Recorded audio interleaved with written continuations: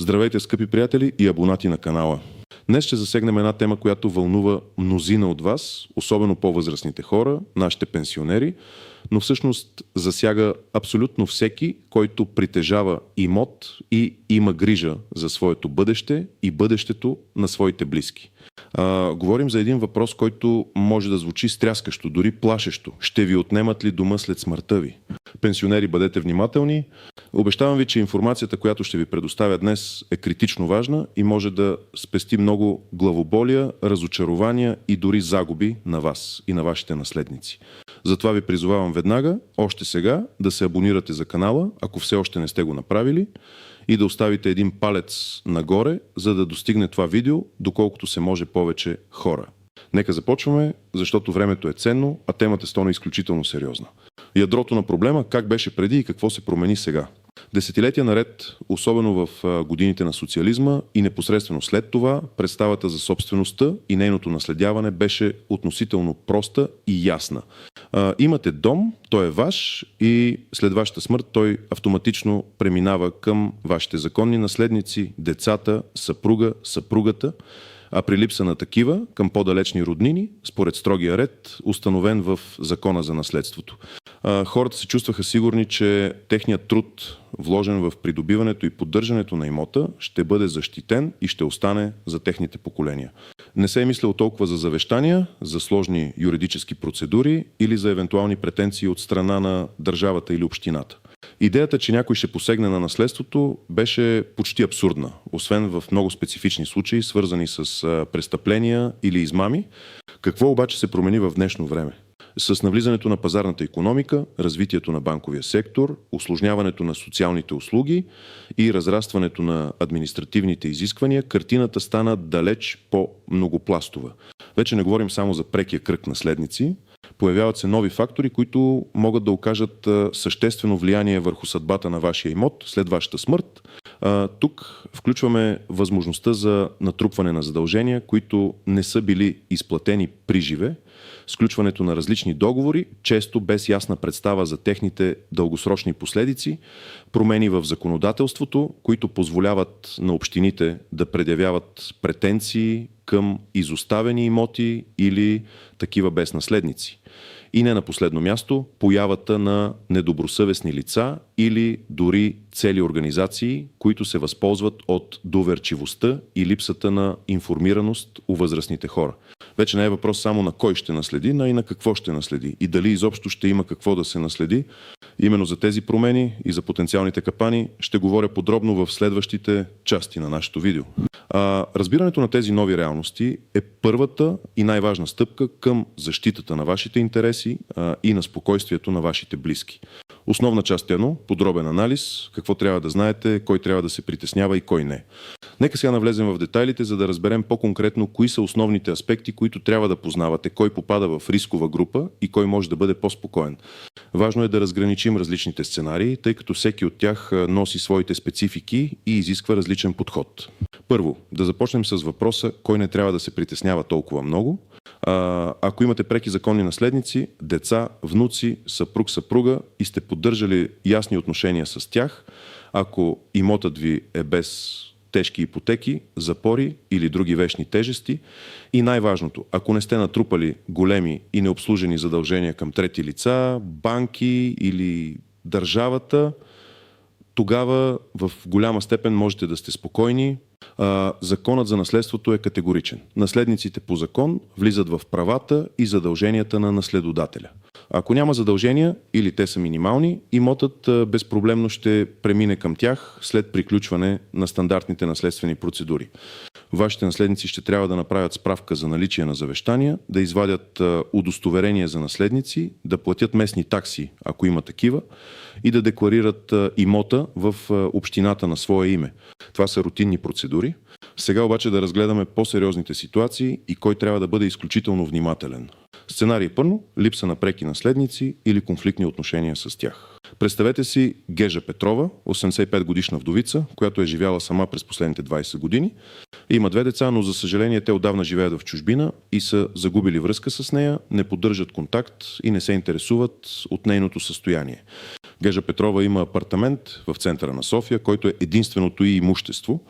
Ако Гежа Петрова почине без завещание и нейните деца не се появят да заявят наследство в разумни срокове или пък категорично се откажат от него, какво се случва? По закона за наследството, ако няма наследници от първи ред, деца, внуци, съпруг, наследството преминава към втори ред, родители, братя и сестри, а след това и към трети ред, други роднини до 6-та степен. Ако обаче няма никакви наследници до тази степен или всички те се откажат от наследство, тогава наследството, включително и апартаментът, става собственост на държавата.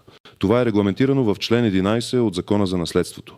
Тук е критично важно да се отбележи, че наследството може да бъде прието или отхвърлено, ако наследниците не го приемат изрично или с конклудентни действия, например като започнат да ползват имота или да плащат данъци за него, в срок от 10 години те губят правото си. Отказът от наследство също е опция, но той трябва да бъде изричен и валидно извършен пред нотариус. В случая на Гежа Петрова, ако децата й не се интересуват, имотът може да остане дълго време необитаем, да трупа задължения за данъци и такси, докато накрая държавата не предяви претенции. Сценарий 2 – натрупани задължения. Вземете за пример Ген Георгиев, 75 годишен пенсионер, който живее сам и има апартамент. Заради ниската си пенсия и влошеното си здраве, той е натрупал значителни дългове. Няколко неплатени сметки за ток и вода, данъци и такси към общината за последните няколко години, както и малък потребителски кредит към небанкова финансова институция. Сумата на тези задължения достига до 10 000 лева. Ген Георгиев има един син, с когото поддържа добри отношения. Когато Ген Георгиев почине, сина му ще наследи не само апартамента, но и всички тези задължения. По закон наследниците отговарят за задълженията на наследодателя до размера на полученото наследство. Това означава, че ако синът приеме наследството, той е длъжен да погаси тези 10 000 лева. Ако не може да го направи, кредиторите, Топлофикация, ВИК, Община, Банка имат право да предявят претенции и дори да инициират съдебни процедури за събиране на вземанията си, което в крайна сметка може да доведе до принудителна продан на апартамента, ако задълженията не бъдат погасени. Това е изключително сериозен риск, тъй като често наследниците не са наясно с размера на дълговете. Единствената защита тук е приемане на наследство по опис, което ограничава отговорността до размера на активите или отказ от наследство, ако пасивите надвишават активите, но това е радикална стъпка. Сценарий 3. Сключени договори при живе. Това е може би най-коварният сценарий. Гежа Иванова, 80 годишна жена, живее сама. Съседите й, младо семейство, постоянно се грижат за нея. Носят и продукти, помагат и с домакинската работа, водят я на лекар. В знак на благодарност и най-вече за да си осигури грижи до края на живота си, Гежа Иванова решава да сключи договор за прехвърляне на имот срещу задължение за гледане и издръжка с младото семейство. Това е напълно законен договор, чрез който Гежа Иванова прехвърля собствеността върху апартамента си на младото семейство. Те от своя страна се задължават да се грижат за нея и да я издържат до смъртта й. Този договор обикновено се сключва пред нотариус с прехвърляне на собствеността още при живе на Гежа Иванова. Тук е голямата уловка. След смъртта на Гежа Иванова, нейните законни наследници, да речем племенница, която е поддържала епизодични контакти с нея, нямат право на този имот. Той вече не е част от наследствената маса, защото е прехвърлен при живе. Всичко е законно, стига договора да е бил изпълняван съвестно. Проблемът възниква, когато такъв договор се използва от недобросъвестни лица, които се грижат за възрастния човек само до подписването на договора, след което престават да изпълняват задълженията си. В такива случаи Гежа Иванова или нейните наследници след смъртта й, ако тя е починала скоро след сключването, може да има право да развали договора по съдебен ред, ако може да докаже неизпълнение на задълженията. Но това е дълъг, скъп и често изтощителен съдебен процес, който изисква сериозни доказателства. Тези примери ясно показват, че ситуацията далеч не е толкова проста, колкото изглежда на пръв поглед. От ключово значение е да сте информирани и да предприемете превантивни мерки, ако попадате в някоя от рисковите групи. Основна част 2. Изключения от правилата, клопки и неочевидни нюанси. Нека сега разгледаме някои по-необичайни ситуации, изключения и скрити клопки, които могат да преобърнат очакванията ви за съдбата на имота след смъртта. Първо изключение – завещание. Много хора подценяват силата на завещанието. Съгласно българското законодателство, всеки може да се разпореди с имуществото си за след своята смърт чрез завещание. Завещанието е едностранен акт и може да бъде отменено или променено по всяко време, докато завещателят е жив и в състояние да формира валидна воля. То може да бъде нотариално или саморъчно. Нотариалното се прави пред нотариус и двама свидетели, докато саморъчното трябва да е написано изцяло на ръка от завещателя, да съдържа датата на съставянето и да бъде подписано. Завещанието обаче не може да накърнява запазената част на наследниците. Например, ако имате деца, те имат право на определена част от наследството, запазена част, независимо какво пише в завещанието. За едно дете запазената част е 1/2 от имуществото, за 2 и повече деца 2/3. Съпругата също има запазена част. Ако завещанието накърнява тази запазена част, то може да бъде оспорено от наследниците по закон. Това е чест източник на спорове и съдебни дела. Например, ако Ген Иванов има един син и завещава целия си апартамент на своя съсед, синът може да оспори завещанието и да получи своята запазена част от апартамента, която е 1/2. Завещанието е мощно средство за контрол върху имуществото ви, но трябва да бъде изготвено внимателно, за да избегнете бъдещи спорове и недействителност. Втора клопка – дарения и фиктивни сделки. Понякога възрастни хора, за да избегнат бъдещи проблеми или за да спестят наследствени такси, при живе правят дарения на свои близки или дори сключват фиктивни сделки, например продажба на имот на много ниска цена, която реално не се плаща, с идеята да се избегнат проблеми с други наследници. Дарението, подобно на договора за гледане и издръжка, прехвърля собствеността при живе.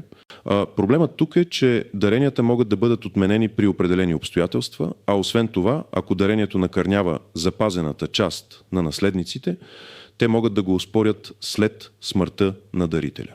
Фиктивните сделки пък са нищожни по закон и могат да бъдат обявени за такива от съда, ако се докаже, че липсва действително намерение за продажба, а целта е била друга. Пример, Гежа Тодорова има 2 дъщери, но се разбира по-добре с едната. Решава да продаде апартамента си на любимата си дъщеря на символична цена, без реално плащане, за да лиши другата дъщеря от наследство.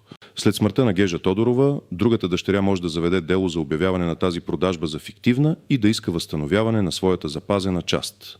Тези сделки крият огромни рискове и могат да доведат до дълги и скъпи съдебни битки. Трети неочевиден нюанс – имоти без наследници и ролята на общините. Вече споменахме, че ако няма наследници или всички се откажат, имотът става собственост на държавата. Но как реално става това? Често общините са първите, които проявяват интерес към такива имоти, особено ако са изоставени, рушащи се или създават проблеми на съседите. Местната власт има механизми да установи, че имотът е безстопанствен, да търси наследници и ако такива не се появят, да предприеме стъпки за обявяването му за такъв. След това общината може да го придобие по силата на закона за общинската собственост. Това е процес, който може да отнеме години, но в крайна сметка води до загуба на имота за семейството, ако няма кой да се погрижи за него. Пример. Възрастен мъж от малко село почива. Няма деца, съпругата му е починала отдавна. Има далечни племенници, които живеят в чужбина и дори не знаят за смъртта му, нито за имота. Къщата остава празна години наред, обраства с бурени, започва да се руши. Съседите се оплакват. Общината започва проверка, обявява публично, че търси наследници и ако не се явят такива в определен срок, имота става общинска собственост. Подобни случаи са хиляди в България, особено в обезлюдените села. Четвърта клопка. Различни видове договори за грижи, които не са изцяло за издръжка. Освен договора за гледане или издръжка, съществуват и други договори, които могат да бъдат сключени при живе. Например, договор за ползване, договор за наем, договор за управление на имущество. Тези договори сами по себе си не прехвърлят собствеността, но могат да създадат значителни трудности за наследниците, ако са сключени за дълъг период от време или ако предвиждат специфични права и задължения, които продължават и след смъртта на собственика. Важно е много внимателно да четете всеки един документ, който подписвате и да разбирате всички клаузи и техните последици. Дори договор за наем, сключен за 10 години, може да затрудни наследниците, които искат да ползват или продадат имота веднага след смъртта на наследодателя. Всички тези примери и нюанси показват, че защитата на имота ви след смъртта не е проста задача. Тя изисква активно участие, информираност и често консултация с квалифициран юрист. Практически съвети, специфични стъпки, които зрителят трябва да предприеме. След като вече сте наясно с потенциалните рискове и клопки, е време да преминем към конкретните стъпки, които можете да предприемете, за да защитите своя имот и да осигурите спокойствие на своите наследници. Не чакайте, а действайте сега. Първа стъпка – преглед на текущото състояние. Започнете с инвентаризация на вашето имущество и на вашите задължения. 1. Списък на имотите. Направете ясен списък на всички ваши недвижими имоти. Апартаменти, къщи, парцели, вили. За всеки имот проверете документите за собственост, нотариални актове, договори за покупко-продажба, дарение, завещание. Уверете се, че документите са изрядни и че вие сте законния собственик. 2. Списък на задълженията. Изключително важно е да имате ясна представа за всички ваши финансови задължения. Това включва кредити, потребителски, ипотечни към банки или небанкови институции. Знаете ли точния размер на оставащия дълг, сметки за ток, вода, парно, телефон, интернет, кабелна телевизия? Имате ли неплатени сметки? Значи данъци и такси, местни данъци и такси към общината, данък сгради, такса смет, данъци върху доходи. Имате ли просрочени задължения? Други към частни лица, към жилищни кооперации, фонд ремонт и обновление.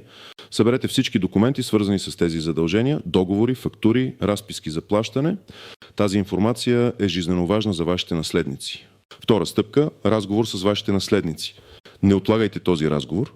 Откровеният диалог с вашите деца, внуци или други потенциални наследници е ключов. 1. Обяснете им ситуацията, разкажете им за вашите имоти и задължения, дайте им достъп до информацията и документите, които сте подготвили. 2. Обсъдете техните желания, искат ли да наследят имота, имат ли възможност да поемат евентуални задължения.